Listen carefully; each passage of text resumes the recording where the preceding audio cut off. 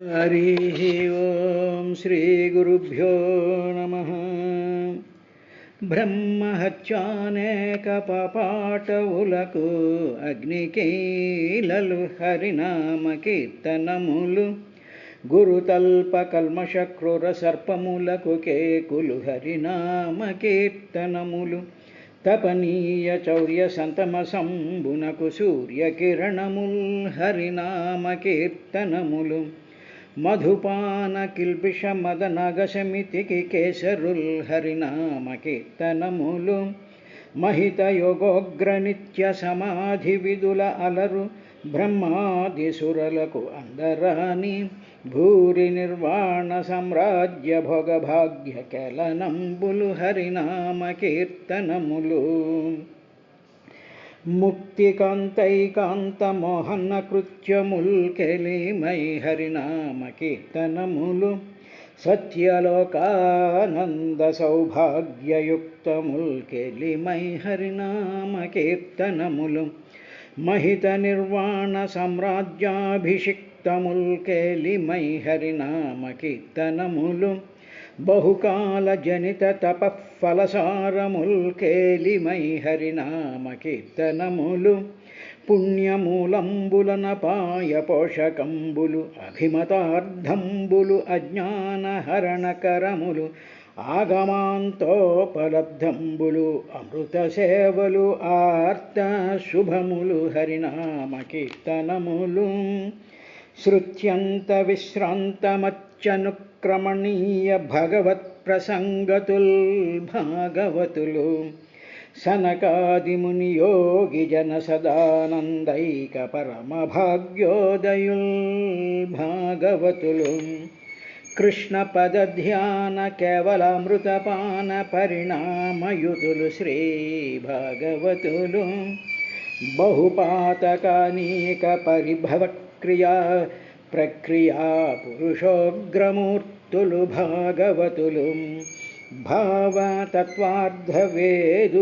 భాగవతులు బ్రహ్మవదానువాదులు భాగవతులు సిరులు తన రంగయన్నడు చేటులేని పదవినొప్పారు వారు ఓ భాగవతులు. హరి ఓం శ్రీ గురుభ్యో నమః. విదురా, కర్దమ ప్రజాపతికి దేవహూతికి పుట్టినటువంటి 9 మంది కన్యలు, ఆ కన్యలకి సంబంధించినటువంటి సంతానాల గురించి నీకు చెప్తూ ఉన్నాను. మొదట చెప్పాను కదా, కళ అనేటువంటి అమ్మాయినేమో మరీచి మహర్షికి ఇచ్చాడు, అనసూయ అనేటువంటి అమ్మాయినేమో అత్రి మహర్షికి ఇచ్చాడు. ఆ అత్రి మహర్షి 100 సంవత్సరాలు బ్రహ్మాండమైనటువంటి తపస్సు చేయడం వల్ల బ్రహ్మ విష్ణు మహేశ్వరులు ముగ్గురు కూడా ప్రత్యక్షమై ఆయన కోరికను తీర్చి వారి వారి అంశాల ద్వారా దత్తాత్రేయుడు, అలాగే చంద్రుడు, దుర్వాస మహర్షి పుట్టారు అనేటువంటి విషయం తెలుసుకున్నాం కదా. ఇక 3వ కూతురు అయినటువంటి శ్రద్ధ గురించి చెప్తాను అని చెప్తూ, శ్రద్ధాత్వంగిరసః పత్ని చతస్రో ఆసూత కన్యకాః సినీవాలి కుహూరాకా చతుర్ధ్యనుమతిస్తదా. ఇక 3వ కూతురు శ్రద్ధ అనేటువంటి ఆవిడ ఉంది. ఆ దేవహూతికి కర్దమ ప్రజాపతికిను ఆయన 9 మంది కన్యలు, కపిలుడు కొడుకు కదా. అందులో శ్రద్ధ అనేటువంటి పేరు కలిగినటువంటి ఆవిడ అంగిరస పత్ని, అంగిరస మహర్షి, ఆయన బ్రహ్మపుత్రుడైనటువంటి అంగిరస మహర్షి పత్ని అయింది. ఆవిడికి అంగిరసుడికి ఇచ్చి ఆయన వివాహం చేశారు. వాళ్ళిద్దరూ చేసిన తర్వాత ఆ శ్రద్ధకి అంగిరస మహర్షికి కూడా ఎవరు పుట్టారు అంటే చతస్రో అసూత కన్యకాః. తర్వాత వాళ్ళకి ఆ 9 కన్యలు పుట్టారయ్యా. ఎవరికి? అంగిరసుడికి, శ్రద్ధకి. వాళ్ళ పేర్లు ఏమిటి అంటే సిని, వాలి, కుహు, రాక, చతుర్ధ్య, 4వది అనుమతి తథా. అనుమతి అనేటువంటి 4 కన్యకలు ఈ శ్రద్ధకి అంగిరసుడికి పుట్టారయ్యా అన్నాడు. అనేటప్పటికీ ఇక్కడ మనం పేర్లు జాగ్రత్తగా గమనించినట్లయితే శ్రద్ధ అంగిరసుడు. అంగిరసుడు అంటే ఆయన బ్రహ్మగారి 3వ పుత్రుడైనటువంటి వాడు. తర్వాత శ్రద్ధ. ఈ శ్రద్ధ అనేటప్పుడు మనకి ఈజీగా అర్థమైపోతుంది. శ్రద్ధ అంటే ఏమిటి, అంగి రసము అంటే ఏమిటి అనేటువంటి విషయం చూద్దాం. తర్వాత వీళ్ళకి నలుగురు కుమార్తెలు పుట్టారు అని చెప్పారు. ఇప్పుడు సినీవాలి, కుహు, రాక, నాలుగవది అనుమతి అనేటువంటి నలుగురు కన్యకలు పుట్టారు అన్నాడు. ఇవి ఏమిటి 4 అనేటువంటి విషయాన్ని మనం జాగ్రత్తగా గమనించాలి. ఇప్పుడు వరాహావతారం ఎత్తిన తరువాత శ్రీ మహావిష్ణువు భూమిని ఒక కన్వీనియంట్ ప్రాంతంలో నిలబెట్టాడు కదా. నిలబెట్టిన తర్వాత మామూలుగా ప్రజెంట్ డే శాస్త్రం కూడా ఏమిటంటే చంద్రుడు భూమి కన్నా ఓల్డెస్ట్ అని ఒక పద్ధతి ఉంది అనుకోండి. పోనీ అది నమ్మలేతే ఇద్దరు సైమల్టేనియస్గా వచ్చారనుకున్న పొరపాటు ఏం లేదు. ఇప్పుడు ఈ భూమిని ఎలా నిలబెట్టాడు అనేటువంటి విషయం మనకి ఉత్తాన ధ్రువ చరిత్రలో కనిపిస్తూ ఉంటుంది. ఇప్పుడు భూమి తన అక్షం మీద 23.5 డిగ్రీలు పక్కకి వంగి సూర్యుడి చుట్టూ తిరుగుతూ ఉంటుంది. ఎందుకండి వంపు పెట్టారు అంటే అవి అలాగ వంపు ఉండి సూర్యుడికి ఒక స్పెసిఫిక్ డిస్టెన్స్లో తిరుగుతూ ఉండడం వల్ల ఈ భూమండలంలో 84 లక్షల జీవరాశుల ఉత్పత్తి కోసమని చెప్పి కదా ఈ మహర్షులు వీళ్ళందరినీ కూడా సృష్టించాడు. కాబట్టి ఇప్పుడు అలాగా తన అక్షం మీద తిరుగుతూ ఉండేటువంటి భూమిలో చంద్రుడు ఒక ఉపగ్రహం కింద చంద్రుడిని పెట్టినప్పుడు చంద్రుడు ఈ భూమి కొంచెం వంగి ఇటు తిరుగుతూ ఉండేటప్పటికి ఏం జరుగుతుంది అంటే సూర్యుడికి దగ్గరగా దూరంగా వెళుతూ ఉండేటప్పటికి 6 ఋతువులు ఏర్పడుతూ ఉంటాయి. ఈ ఋతువులు ఏం చేస్తూ ఉంటాయంటే సమస్తమైనటువంటి 84 లక్షల జీవరాశుల యొక్క జీవన విధానాన్ని మార్చేటువంటివి, జీవన విధానంలో మార్పులు తీసుకొచ్చి ఆయా ఋతువులతో ఈ జీవ సంపద అంతా కూడా వృద్ధి పొందడం కోసమని చెప్పి ఆ ఋతువులు కలిగించాయి. దేనివల్ల అంటే భూమిని కొంచెం వంపి నడపడం వల్ల, సూర్యుడి చుట్టూ నడపడం వల్ల. సరే, అక్కడ చంద్రుడు ఉన్నాడు. ఇప్పుడు ఆ చంద్రుడి యొక్క కళలను ఏమిటంటే సినీవాలి, కుహు, రాక, అనుమతి అనేటువంటి 4 ఆస్పెక్ట్స్ ఆఫ్ మూన్ని సినీవాలి, కుహు, రాక, అనుమతి అంటారు. సినీవాలి అనేటువంటిది ఏమిటంటే కృష్ణపక్షంలో వచ్చేటువంటి చతుర్దశి. కృష్ణ చతుర్దశిని సినీవాలి అంటారు. కుహు అంటే అమావాస్య. అంటే ఏమిటి, భూమి చంద్రుడి దగ్గరగా ఉండడం వల్ల, భూమిలో తిరుగుతూ ఉండడం వల్ల, చంద్రుడు తన చుట్టూ తాను తిరుగుతూ ఉండడం వల్ల మనకేమిటైతే అమావాస్యలను పౌర్ణిమలు ఏర్పడుతుంటావు. అమావాస్య పౌర్ణమి ఏర్పడుతూ ఉంటుందిగా. ఈ అమావాస్య పౌర్ణమి ఏర్పడుతూ ఉండడం వల్ల ఆ చంద్రుడి యొక్క ఇన్ఫ్లుయెన్స్ వల్ల భూమిలో ఉండేటువంటి 84 లక్షల జీవరాశుల యొక్క జీవన విధానాలలో, వాటి యొక్క బయలాజికల్ సిస్టమ్స్లో, అదేవిధంగా వీటిలన్నిటికీ ఆధారభూతమైనటువంటి సముద్రాల లాంటి జల సంపదలలో అనేక రకాలైనటువంటి మార్పులు జరుగుతూ ఉంటాయి. ఓషధులు పెరగడానికి చంద్రుడి యొక్క ప్రభావం కూడా ఉంటుంది. కాబట్టి ఇవన్నీ కూడా ఈ జీవరాశుల యొక్క కన్వీనియన్స్ కోసం ఇవి పెట్టారు. ఇప్పుడు సినీవాలి, ఆ శ్రద్ధకి అంగిరసుడికి కూడా సినీవాలి అంటే కృష్ణ చతుర్దశి. తర్వాత కుహు అంటే పూర్తిగా ఉండేటువంటి అమావాస్య. కృష్ణపక్షం అంటాం. కృష్ణపక్షం అంటే చీకటి వచ్చేటప్పుడు అనేది చతుర్దశి. అంటే అమావాస్యకు ముందు వచ్చేటువంటి చతుర్దశిని సినీవాలి అంటారు. ఆ తర్వాత ఇమ్మీడియట్గా వచ్చేటువంటిది అమావాస్య అంటారు, కుహు. ఇక 3వ అమ్మాయి రాక, పూర్ణిమ, రాక. తర్వాత అనుమతి, శుక్ల చతుర్దశి. శుక్లపక్షంలో చతుర్దశి అంటే మళ్ళీ వెంటనే మళ్ళీ వెంటనే పౌర్ణమి వస్తుందిగా. శుక్ల చతుర్దశిని అనుమతి అంటారు. ఇవి చెప్పారన్నమాట. అంటే ఏమిటి, ఇప్పుడు 2 ఒక అమావాస్య, దానికి ముందు వచ్చేటువంటి చతుర్దశి, ఒక పూర్ణిమ, దానికి ముందు వచ్చేటువంటి చతుర్దశి. ఈ 4 కూడా కన్యల కింద పుట్టారు అన్నాడు. ఇది మనం గ్రహించాల్సింది.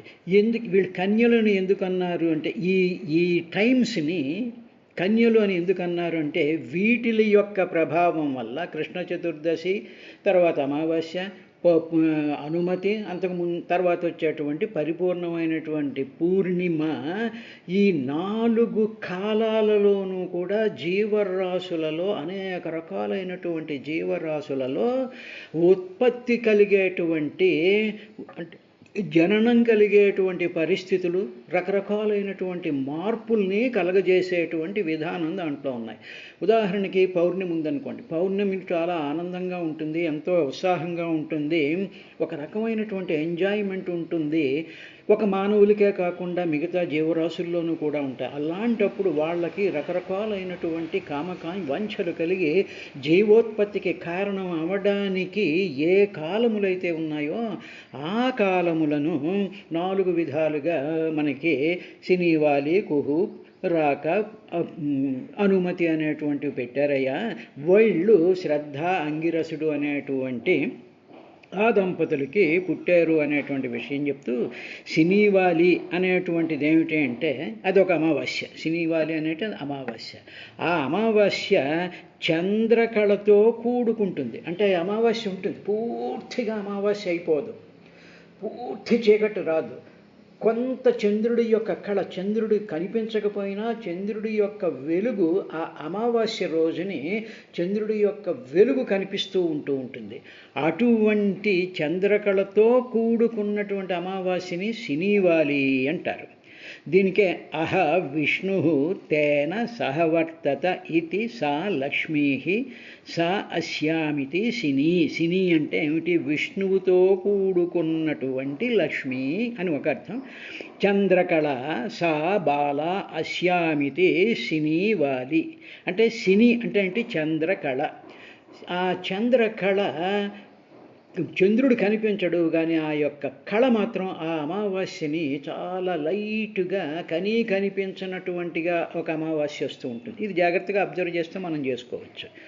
ఇటువంటి ఆ చతుర్దశిని లేకపోతే ఆ అమావాస్యని సినీవాలి అంటారయ్యా. ఇక కుహు అనేటువంటిది ఏమిటంటే కుహు యతి విస్మాపయతి తమనేతి కుహు.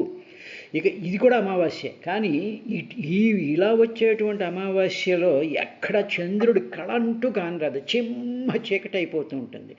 ఇక ఈ సినీవాలి అనేటువంటి అమావాస్యలో కాస్త ఒక పిసరు కళ కనిపిస్తుంది, కానీ కుహులో మాత్రం ఇంకా ఏ విధమైనటువంటి చంద్ర కళ కూడా కనిపించదు. అంటే గొడ్డమావాస్య అంటాం చూసారా, అటువంటి అమావాస్య. అటువంటి అమావాస్యలో రకరకాలైనటువంటి జీవరాశుల్లో వాళ్ళ దేహ విధానాలలోనూ వాళ్ళ యొక్క మనసుల్లోనూ కలిగేటువంటి మార్పులు వేరుగా ఉంటాయి. సినీవాలిలో ఉండేటువంటి కొంచెం వెలుగు, అది అందనటువంటి వెలుగుల్లో ఉండేటువంటి ఒక విధంగా ఉంటుంది. తర్వాత ఇక రాక అంటే ఇక్కడ పౌర్ణముల గురించి చెప్తున్నాడు. రాక సా రాకే చుచ్యతే శుద్ధేతి భావ. రాక అంటే ఏమిటంటే చంద్రుడు పరిపూర్ణంగా ఉంటాడనమాట. ఇంకా ఏమాత్రం చీకటి పొడ లేకుండా చంద్రుడు పూర్ణ కళ అంటాం చూసారా, ఆ పరిపూర్ణమైనటువంటి కళతో చంద్రుడు వెలుగుతూ ఉంటాడు. అటువంటి పౌర్ణమిని రాక అంటారు. ఎందుకు రాక అన్నారు అంటే రాక అనేటువంటి 2 అక్షరాలు ఉన్నాయి కదా, అందులో రాతి దదాతి సుఖమితి రాక. రా అంటే దాని అంటే సుఖాన్నిచ్చేటువంటిది.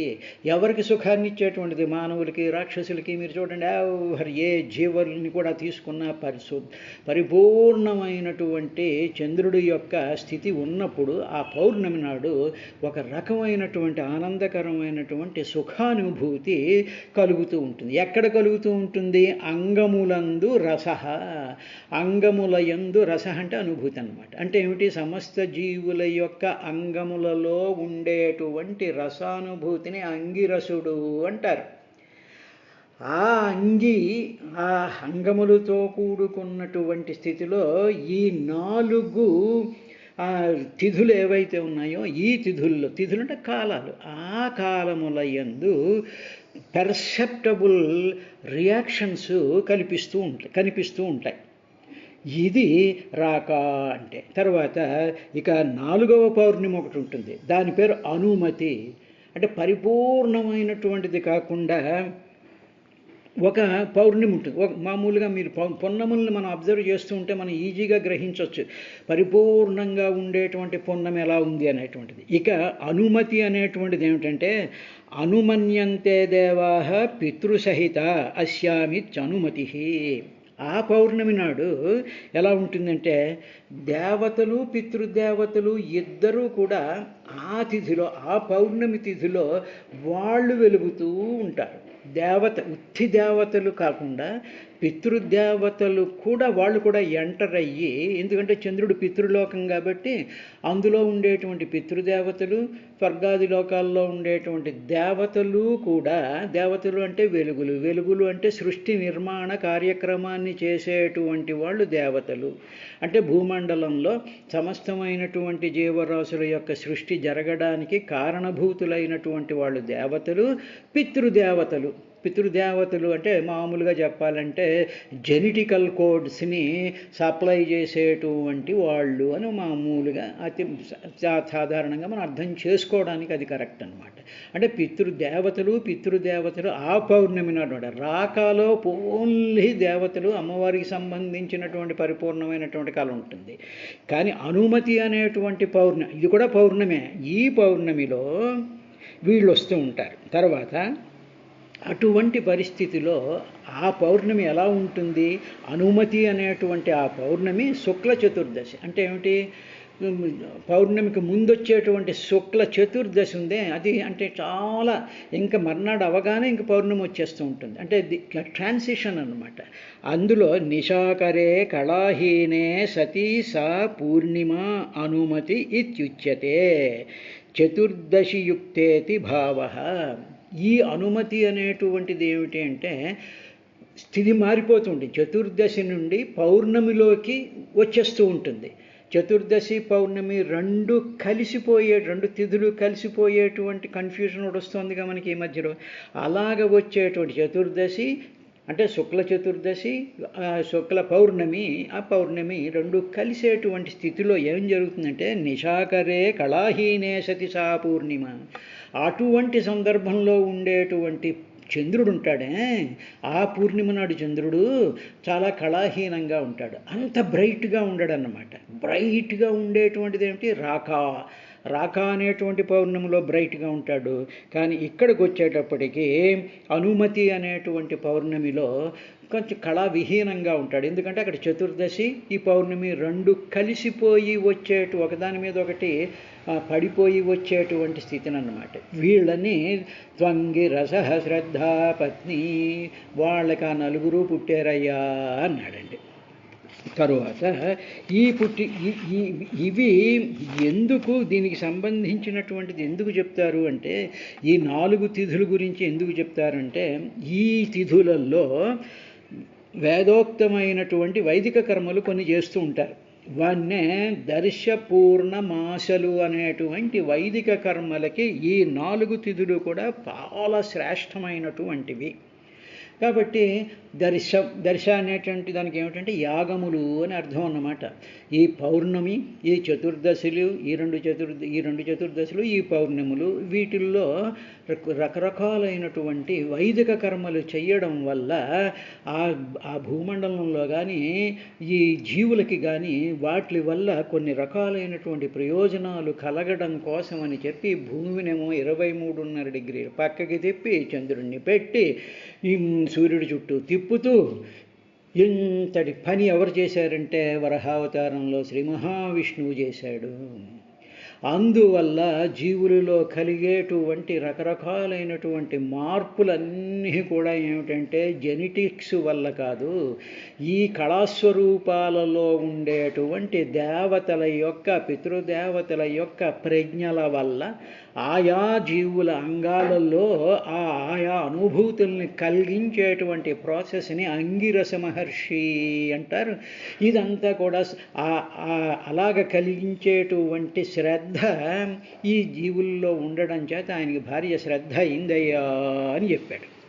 ఇది అయిన తర్వాత తత్పుత్రావపరావాస్తాం ఖ్యాతౌ స్వారోచిషేంతరే ఉతధ్యో భగవాన్ సాక్షాత్ బ్రహ్మిష్ట బృహస్పతి అని చెప్పి తర్వాత ఈ వీళ్ళకి ఈ నలుగురు కన్యలే కాకుండా తత్రపుత్రో వీళ్ళిద్దరికీ కూడా ఇద్దరు కొడుకులు పుట్టారు. ఈ నలుగురు కన్యలే కాకుండా అపరో ఆ కన్యల కంటే కూడా భిన్నంగా ఉన్నారు వాళ్ళిద్దరును. వాళ్ళు ఎవరు అంటే సాక్షాత్తు భగవంతుడు, తర్వాత బ్రహ్మనిష్ఠుడు అయినటువంటి ఉతధ్యుడు అనేటువంటి కొడుకు కూడా పుట్టారు. ఈ అంగిరసుడికి శ్రద్ధకి ఈ నలుగురు కన్యలే కాకుండా శనివాలి కుహు రాక అనుమతి కాకుండా ఇంకొక ఇద్దరు మగపిల్లలు కూడా పుట్టారయ్యా. అందులో ఒక ఆయన పేరు ఉతధ్యుడు, ఇక రెండో వాడు బృహస్పతి. బృహస్పతి సంగతి అందరికీ తెలిసినటువంటి దేవగురువు అయినటువంటి బృహస్పతి. కాబట్టి శ్రద్ధ అంగిరసులకి ఇద్దరు కొడుకులు నలుగురు ఆడపిల్లలు కూడా పుట్టారయ్యా. వీళ్ళు ఈ బృహస్పతి ఉతధ్యుడు అనేటువంటి వాళ్ళు స్వారోచిష మన్వంతరంలో వాళ్ళు ప్రసిద్ధి కొక్కారు.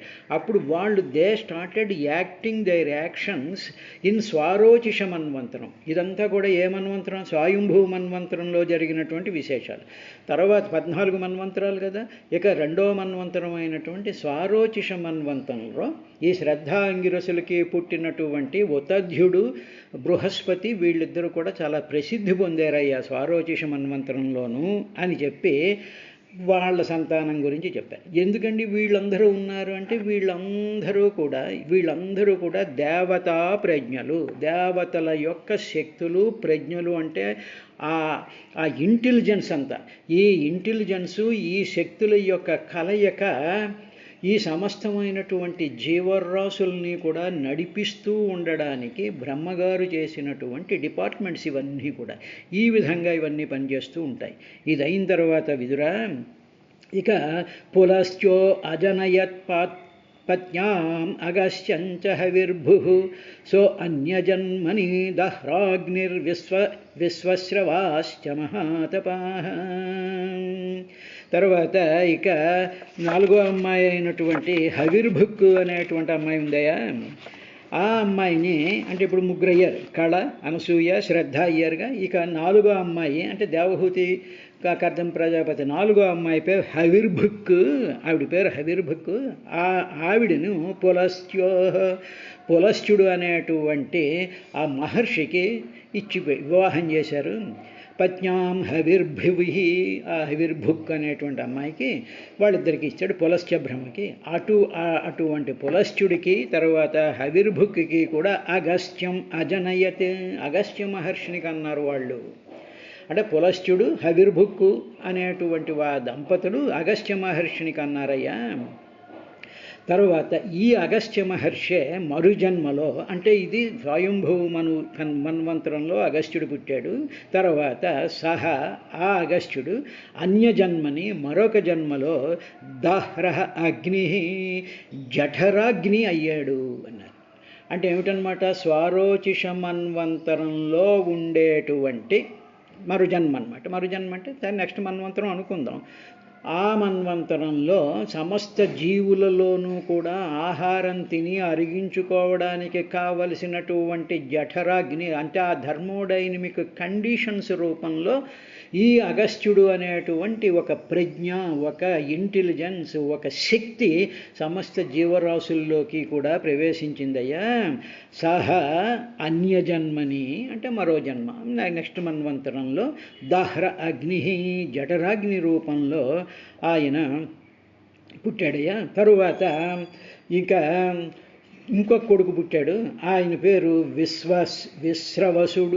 విశ్రవసుడు అనేటువంటి ఒక పుత్రుడు అని. అంటే ఏమిటి? అగస్త్యుడు, విశ్రవసుడు అనేటువంటి వాళ్ళు పులశ్చుడికి హవిర్భుక్కి కూడా పుట్టారయ్యా అని చెప్పిన తర్వాత ఈ విశ్రవసుడు ఉన్నాడే అతను మహాతపాః, చాలా గొప్ప తపస్సు చేసినటువంటి వాడు అని చెప్పి ఇప్పుడు ఆ విశ్రవసుడికి సంబంధించినటువంటి కొడుకుల గురించి చెప్తూ తస్య యక్షపతిర్దేవః కుబేరస్త్విడవిడాసుతః రావణః కుంభకర్ణశ్చ తదాన్యస్యాం విభీషణః. ఆ పులశ్చుడు హవిర్భుక్కు అనేటువంటి వాళ్ళకి అగస్త్యుడు, విశ్రవసుడు అని కొడుకులు పుట్టారుగా. ఇప్పుడు అగస్త్యుడు ఆయన సంగతి తెలిసిందే. విశ్రవసుడు అంటే ఈ రావణ బ్రహ్మ తండ్రి. ఇప్పుడు ఈ విశ్రవసుడు ఎవరు? పులస్త్యుడికి హవిర్భుక్కి పుట్టినటువంటి వాడు. హవిర్భుక్ ఎవరు? కర్దమ ప్రజాపతి దేవహూతి కూతురు. ఆ కూతురు అంటే ఏమిటనమాట? దేవహూతి యొక్క మనవలు అవుతారు వీళ్ళు. ఎవరు? కుబేరుడు, రావణ కుంభకర్ణుడు, విభీషణుడు. అదన్నమాట. తస్య ఆ విశ్రవసునికి యక్షపతి, యక్షులకు ప్రభువైనటువంటి దేవ అంటే సాత్విక స్వభావం కలిగినటువంటి కుబేరుడు పుట్టాడు. ఆ విశ్రవసుడికి రెండో భార్య ఉంది, ఇడావిడ అని, లేకపోతే ఇలబిల అని పేరు రెండు విధంగా మారుతాయి. ఇలబిల అనేటువంటి వాళ్ళకి అన్యస్యాం ఈ రెండో భార్య అయినటువంటి కేశిని అనేటువంటి ఆవిడికి రావణ కుంభకర్ణ విభీషణులు అనేటువంటి ముగ్గురు పుత్రులు. విశ్రవసుడి రెండో భార్య అయినటువంటి సుకేశిని అనేటువంటి ఆవిడికి పుట్టారయ్యా. ఆ రావణ కుంభకర్ణ విభీషణుల కథ మనకి రామాయణంలో మొత్తం అంతా కూడా వస్తుంది కదా అని చెప్పాడు. రేపటి కార్యక్రమంలో ఐదో కూతురైనటువంటి గతి గురించి నేర్చుకుందాం.